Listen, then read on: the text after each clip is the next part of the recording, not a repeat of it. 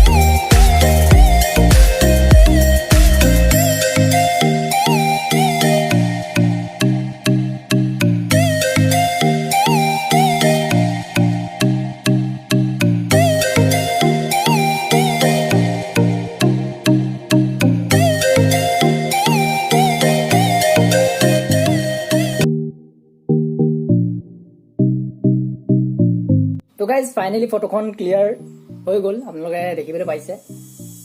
তো কেনেকুৱা পালে কমেণ্ট কৰি জনাব। আৰু যদি কমিশ্যনৰ ওপৰত আপোনালোকৰ কিবা সুধিব লগা থাকে তেনেহ'লে সুধিব পাৰে।